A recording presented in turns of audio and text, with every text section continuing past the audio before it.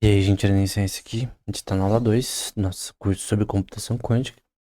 E hoje a gente vai falar sobre alguns temas, entre eles do Charles Bennett e o seu paper na computação reversível, né? Na minha opinião, esse é um dos papers mais interessantes na história da ciência da computação, que não é tão antiga, né?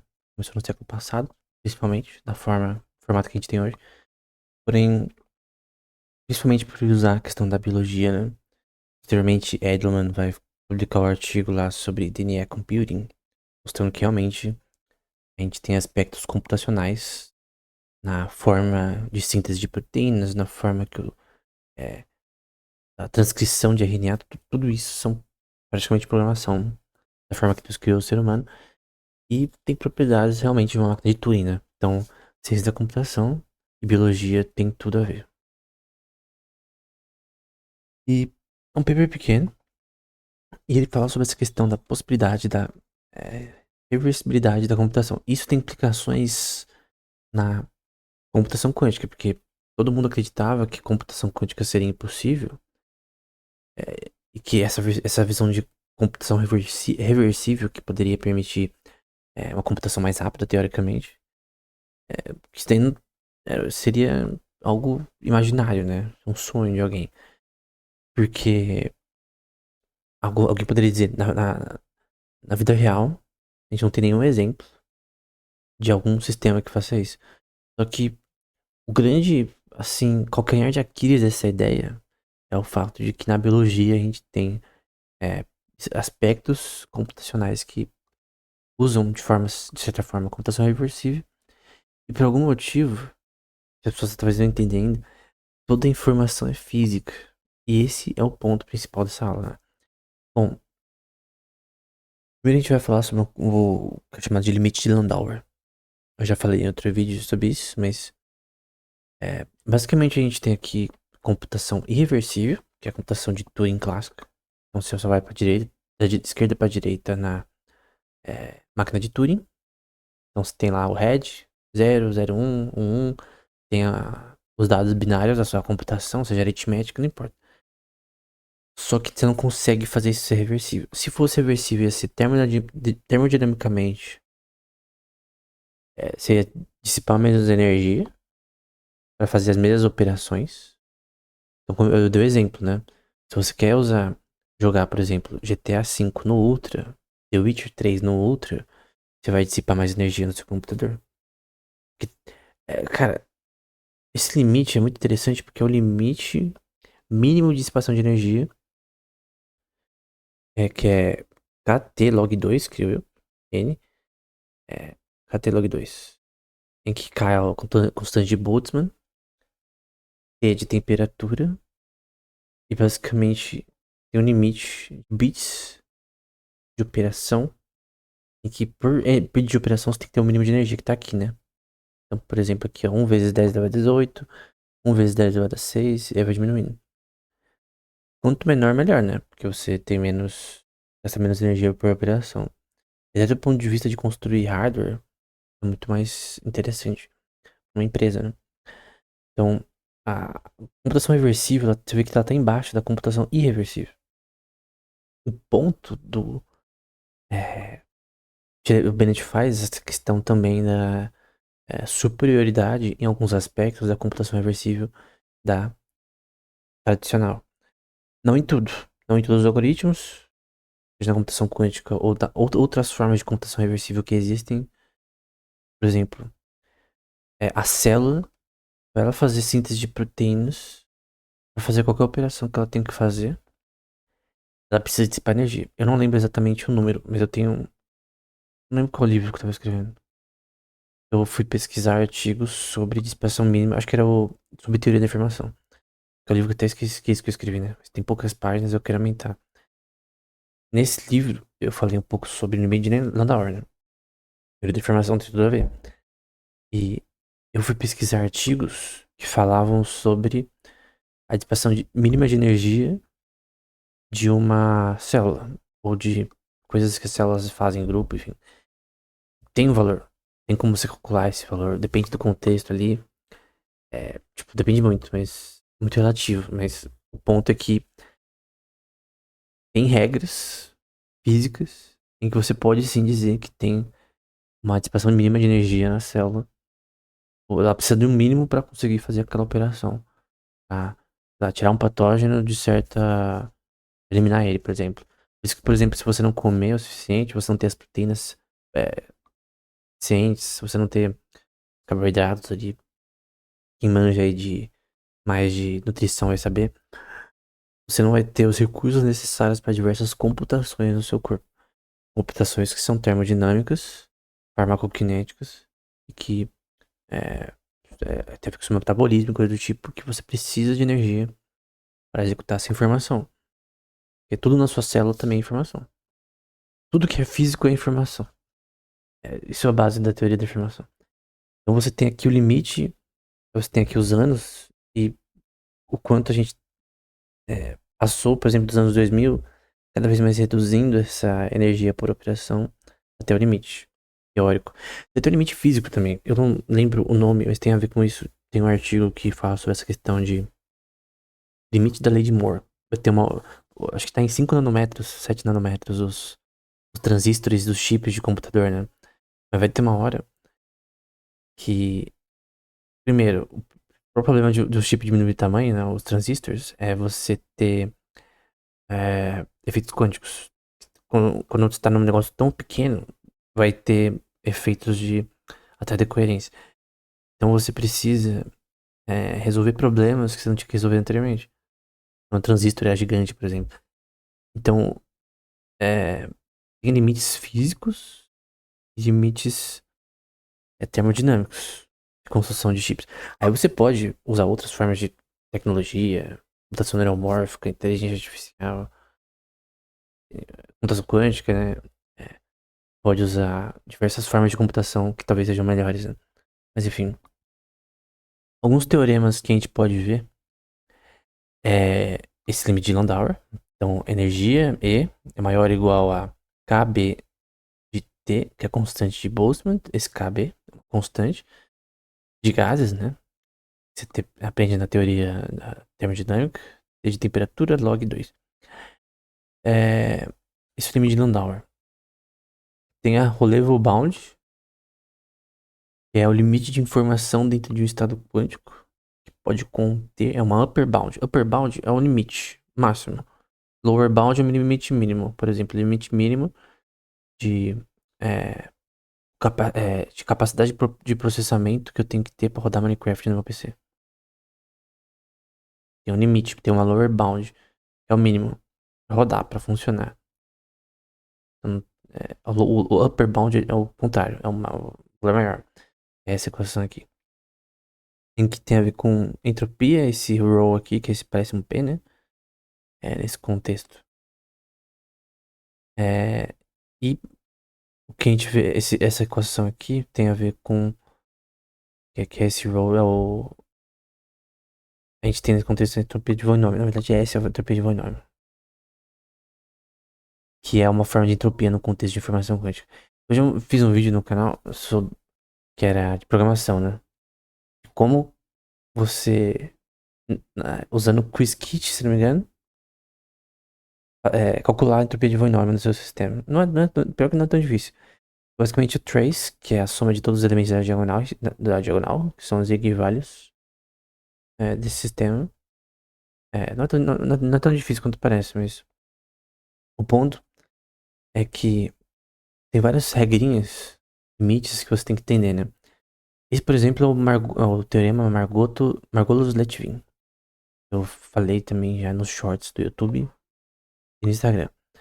Estabelece uma taxa de computação máxima. Tem agora, é uma upper bound. Permitida na física dentro de um volume de espaço-tempo. Então, dentro de um volume específico, eu tenho um máximo que eu consigo computar nesse volume. É definido por essa equação aqui. Então, basicamente é o. E tem a ver com taxa de computação.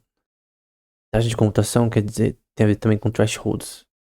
Que você tenha em processadores, por exemplo, a taxa de operações que ele pode fazer por segundo. Então, no volume do meu processador, qual que é o máximo de computação que é possível fazer, o máximo de Quando você tiver a eficiência mais tryhard possível do universo. Então é mais ou menos isso. E a Bekenstein Bound é um limite associado à quantidade de informação que pode ser contida no sistema físico. Então, essa aqui é quanto de informação poderia ser contida no estado quântico. O de Landauer é quanto dissipação de energia mínima precisa para fazer uma operação. Essa de taxa de computação limite é que é um limite de quanta informação pode ser contida num sistema físico, né? Então, o melhor processador possível e imaginável, que pesa 1 kg, vamos supor, quanto de informação que eu posso conter ali. E uma coisa importante, toda a informação ela é física. Tudo que é físico, palpável, tá na realidade. Não palpável, né, mas tá na realidade. Partículas, sei lá, átomos, tudo é físico. Por exemplo, o universo é computacional, por quê? Porque ele é físico. É meio filosófico, mas ao mesmo tempo é algo real. Porque consegue computar, teoricamente, tudo no universo no computador. Você consegue simular uma galáxia como alguns tentam já, né? Simular clusters, né? Tem um artigo que eu sempre gosto de citar, que é um que é. Eles demoraram uma semana num supercomputador que eles alugaram pra simular 1 trilhão de partículas. Uma cluster galáxia, né? Então você entende como uma galáxia funciona, como as partículas ali funcionam, como conjuntos de sistemas planetários funcionam. Aí você quer simular, por exemplo, uma classe de estrelas, por exemplo. Você quer simular no computador. Comportamento. Como você simula todas as partículas? Como que você simula isso daí? É computacionalmente bem difícil. E o limite de Brennerman é o limite de operações por segundo. É diferente de taxa por segundo. Operações por segundo, em que você tem até constante relacionada à energia de Einstein, né? É mc ao quadrado, né? Que é igual a mc ao quadrado, é basicamente que energia é igual a massa. Mais massa, mais energia. Quanto mais energia significa que você tem mais massa. E nesse contexto de uma partícula, né, tem a constante Planck aqui. E aqui é o máximo operações por segundo. Você pode ter fisicamente com o máximo de eficiência possível. Que é m dividido pelo grama a 10 elevado a 47 operações por segundo. Só que tudo aqui é teórico, né? Então, o limite teórico mais tryhard possível. E sempre você pode melhorar essa eficiência, né? Esse negócio de que, por exemplo, o processador que você usa, cara, aquele conteúdo ali tem como você melhorar a eficiência. Talvez outra forma de criar arquitetura do sistema de computação, usando a própria computação clássica, você tem formas de melhorar as coisas. Só que é mais difícil que parece. E as empresas têm que fazer isso, né? Não é só menores transistores. A existência de autômatas logicamente reversíveis, aqui o Bennett falando, né? Sugere que computadores físicos podem ser termodinamicamente reversíveis, portanto capazes de dissipar uma quantidade arbitrariamente pequena de energia. Isso aqui eu acho que é o Feynman falando, na verdade. Ou não? Capazes de dissipar uma quantidade arbitrariamente pequena de energia por etapas operadas de forma suficientemente lenta. Isso aqui tem a ver com o von Neumann, né? De Cellular Automata, que é bem mais complexo do que parece e que tem a ver com temas bem diferentes, mas também tem a ver com teorias de processadores, né?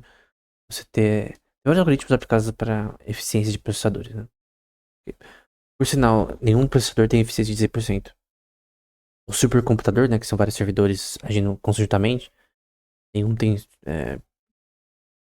uma capacidade de 100%, né, de eficiência. Então, a questão é principalmente essa, né? Entanto, a natureza fornece um belo exemplo de, entre aspas, um computador tecnicamente ativado no aparelho bioquímico responsável pela replicação, transcrição e tradução do código genético, que é basicamente, por exemplo, síntese de proteínas, coisas do tipo. Então você tem, por exemplo, de DNA para mRNA, que é o RNA mensageiro, tem o RNA polimerase, que é o RNA em si. Você vê que ele tem uma hélice e você vê que ele vai se agrupar as bases de adenina, citosina, guanina e timina, que é os aminoácidos base para a criação dos 20 aminoácidos que vão definir as proteínas. E o código genético humano criado por Deus para formar vida, como um todo. Seres biológicos, seres orgânicos, né? Então, tudo que tem química orgânica tem isso aqui. E tem várias questões homólogas nesse sentido, né? Por incrível que pareça. E você tem o pré-mRNA aqui, que vai estar estruturando ele aqui, da parte de transcrição. Aí tem o RNA mensageiro. Aí tem o ribosomo, que vai ser importante para a síntese dessas proteínas, né? E você tem a translação. Isso aqui é bem mais simples. É uma versão extremamente simplificada, tá? Isso aqui é muito mais coisa que acontece nesse meio. Não é simples assim, mas aqui é só de DNA para RNA, mRNA, né? Tem tRNA, tem um monte de coisa. Mas o ponto é que é, isso é uma computação. As bases da computação não são zeros e uns. Então, adenina, timenina, citosina e guanina. Mas é uma forma de computação. Ele vai dizer, né? A biossíntese e a biodegradação do RNA mensageiro podem ser vistas como exemplos convenientes de computação reversível e irreversível. Em que a biossíntese seria a reversível e a irreversível seria a biodegradação do RNA. Então, você tem computação reversível e irreversível no ser humano. O RNA mensageiro, uma macromolécula informacional polimérica linear como DNA, carrega informação. É o que a gente viu aqui, né? Agora tem mais coisa. Aqui você vai explicar com mais detalhes, mas ele está dizendo que todo esse processo ele tem aspectos reversíveis e irreversíveis, né? Então, no caso de RNA degradation, né, você tem essa questão de regulação da formação de proteínas.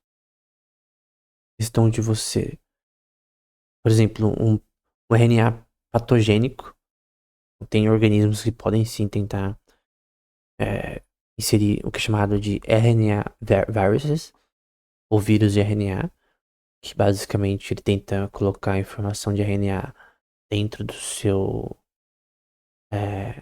organismo para infectar uma seção ali para criar uma disrupção ou para realmente o vírus se replicar, né? Depende aí do contexto que você tava falando. Mas também RNA que é incorreto, que para você ter uma síntese proteica que vai ter porque a proteína ela tem uma função. Ela não é criada à toa. Ela tem uma função para algo específico. E quando você tem, por exemplo, deleções de partes de aminoácidos que são importantes para uma sequência que tem uma programação que depende dessas bases de aminoácidos, né? Então, uma base de aminoácidos, a sequência em si, ela pode ter uma função no corpo, na proteica, por exemplo. Na, não na proteína em si, mas na síntese dela ou em questões associadas a ela.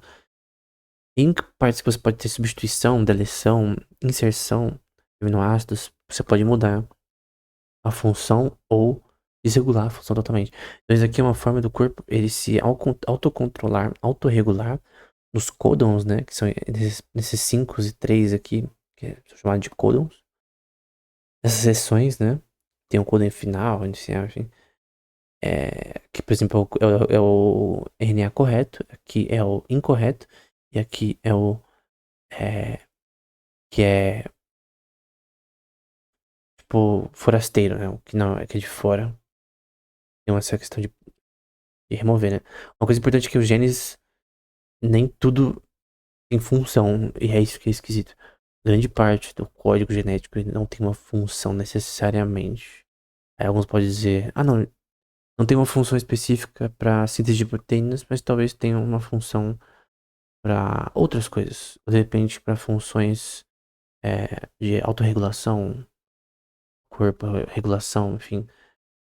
As partes que não codificam coisas não necessariamente têm uma função, mas com certeza têm uma importância em outros aspectos, talvez até formação inicial do ser humano, enfim. Aí eu tô especulando, mas aqui é outra versão de RNA degradation. Então você tem aqui o DNA RNA, você tem o RNA que não faz bosta nenhuma, Aí você tem a regulação, com o RNA mensageiro e a proteína, né? Mas você tem que não ter. Tem que ter essa função de você controlar isso daí, né? Tudo aqui é programação, praticamente. Você pode definir em questões de propriedades computacionais. A degradação do RNA envolve a emoção do RNA normal, que não é mais necessário. A maturação do DNA, processamento de moléculas precursoras. O controle de qualidade pela remoção de partículas mal dobradas, né? Dobradas tem a ver com envelopamento de proteínas. Essa proteína, ela tem uma formação que até quando você vai ver uma proteína na prática, você põe Protein Data Bank, entra no site e clica em qualquer proteína que você vê ali. Ela tem uma estrutura polimórfica, poderia dizer, uma estrutura geométrica, a gente poderia dizer. Tem até a ver com teoria dos nós aí, mas não vem ao caso. Mas ela tem uma estrutura que é complexa e que pode ser prevista, né? Então, o AlphaFold, ele é um sistema de inteligência artificial que prevê o envelopamento de proteínas, que era um problema que não era resolvido anteriormente. Então, aí com relação à regulação pós-transcricional da expressão genética, expressão genética é a função da proteína no final, e a proteção contra o RNA estranho. Então, você não quer que tenha expressão genética errada, o fenótipo da que você quer, e você quer proteção contra o RNA estranho, como a gente viu aqui no caso. Então, você tem toda essa função aí do corpo humano que tem questões computacionais nesse contexto. Então, essa é a prova. Todo esse contexto tem a prova de computação reversível e irreversível, né? Você pode ir de trás pra frente nessa computação do ser humano. Esse o corpo humano faz porque a gente não pode fazer na parte computacional do computador. Então, se isso é fisicamente possível, não tem nenhuma lei observável que prova isso, que é computação irreversível, ou seja, impossível. Isso também se aplica para condensação de Froelich, que eu falei anteriormente. Você tem plantas, tem pássaros que anulam a decoerência de alguma forma, como eu já falei em outros vídeos. Tem artigos muito bons nesse tema. Tem um da Royal Society, por exemplo, com relação a magnetocrom, acho que fala em pássaros. Não sei como é o nome. Eles conseguem saber onde é norte ou sul por um efeito ali na pupila deles lá. Tem um efeito ali de conseguir saber isso. Tem efeitos quânticos ali que são importantes da proteína pra fazer isso daí. Lembrando que toda química é quântica, tá? Tá falando de partículas, de moléculas. É óbvio que é, esses efeitos acontecem, mas normalmente eles não são guardáveis, eles não são continuáveis por causa de decoerência, né? Porque na biologia do ser humano, por exemplo, normalmente as pessoas pensam que não que a decoerência anula todos os estados quânticos, porque realmente anula. A a questão da a colisões de íons no ambiente aquoso, por exemplo, é, todo o corpo humano, mas no cérebro, por exemplo, aí tem a ver com teorias da consciência em relação a isso, que não vou citar aqui, mas uma coisa que as pessoas falam muito é essa questão da decoerência, como que uma planta e um pássaro conseguem anular a decoerência, que outros animais conseguem anular a decoerência. E se é possível anular a decoerência no organismo, da forma que Deus criou, é possível também anular o computador. É com condensação de Froelich, uma forma vibracional, estilo das proteínas? Não sei. Tem que fazer mais pesquisa nisso. Talvez essa seja a solução biológica plausível. Teria que ver como fazer isso na prática para um computador. Então, sistema vibracional, estilo condensação de Froelich para um processador, será que resolveria o problema da coerência? Seria possível criar uma quantum RAM assim? Uma memória RAM quântica, né? Os exemplos da biologia podem ajudar muito na própria computação. Nesse caso, da computação quântica. Outro cara importante na história da criação da computação quântica é o David Deutsch. Então a gente tem Stephen Wigner, Benioff, Feynman, Deutsch, depois Vazirani, se eu não me engano, Yamaguchi. Foram os primeiros a falar sobre o tema. E esse paper foi da Royal Society. Ele também é conhecido por criar a Constructor Theory, que eu já falei no canal. Então, eu vou falar aqui sobre a Church-Turing hipótese, né? Toda função que naturalmente seria considerada computável pode ser computada pela máquina de Turing universal. Isso aqui é uma base do começo da computação, da teoria da computação, da ciência da computação. Toda função, a função programável, né? Naturalmente seria considerada computável, pode ser computada por uma máquina de Turing. Todo sistema físico, que agora é o princípio de Church-Turing, né? Infinitamente realizável, pode ser perfeitamente simulado por uma máquina de computação. Ou seja, tudo que é físico, então partículas, por exemplo, hidrodinâmica, termodinâmica, gases, pode ser simulado por um computador. Tudo físico. A gente tá falando de matemática necessariamente aqui, mas falando sobre física. Tudo pode ser operado por um computador quântico. Perdão, é um computador clássico universal. Uma máquina de Turing. Ele fala sobre transformações do Bloch-Sphere, de Pauli, né? Um programa simples aqui usando o conceito dos operadores de Pauli para sempre lembra que isso aqui é representado numa Bloch-Sphere. Então esse cosseno do Theta tem a ver com esse Theta aqui, que é o ângulo, ação spin da partícula, e a do seu par, né? Que aqui é um qubit. Então, 0 aqui, 1 aqui. Então, as partículas sempre em superposição e aqui em entanglement, né? E você tem um exemplo, assim, conceptual de um algoritmo, como seria um algoritmo de um par de EPR, né? Então você tem aqui, por exemplo, um número inteiro, randômico, e aí você tem as variáveis aqui x e y, aí é uma função booleana de verdadeiro ou falso, aí você tem a equação aqui, mensura isso daqui, para ver se é randômico essa medição. E aí é como se fosse um experimento do Bell aqui, em mente, das inequalidades de Bell, que é um experimento que eu já citei anteriormente, que prova se a teoria quântica ela é completa ou não, no formato de Bohr, de Heisenberg da vida. Mas é bem interessante. Eu creio que o importante que você deve guardar aqui é que muito do que foi considerado, talvez, um ponto de partida para entender que computação quântica era possível, embora mesmo nos anos 90 ainda era uma coisa que as pessoas não acreditavam tanto que dá certo. Então, de decoerência, as pessoas falam, cara, decoerência, acabou. Não vai ter, esse negócio não vai rolar nunca. Não é assim. Mesmo hoje, o problema da decoerência é muito relevante. Mas ele não é suficientemente relevante para totalmente desbancar a possibilidade de você ter computação quântica. Então, eu disse que tem questões da biologia que podem fazer de inspiração para a própria computação quântica em si, seja na clássica também. Isso tem muitas coisas que vêm da biologia para computação, né? É, tudo, cara. Até inteligência artificial, cara. Teve inspiração na forma que os neurônios se comunicam. Se você não estudasse os neurônios, você não teria inteligência artificial hoje. Mas não tem tanto a ver quanto parece com a forma que os neurônios funcionam na prática, né? Principalmente hoje em dia.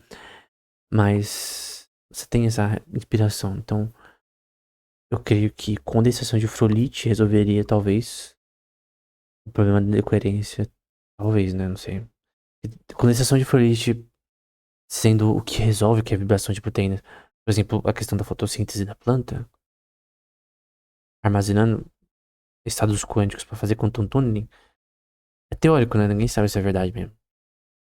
Tem artigos que tentam fazer experimentos com isso, mas não tem uma experimentação talvez longeva que mostre esse fato. Depois, de repente, aplicar isso para computação. Mas é um dos problemas. Quem resolveu o problema da decoerência com certeza vai ganhar um prêmio bem. Talvez Nobel em Física. Não sei. Enfim. É isso. Até o próximo episódio.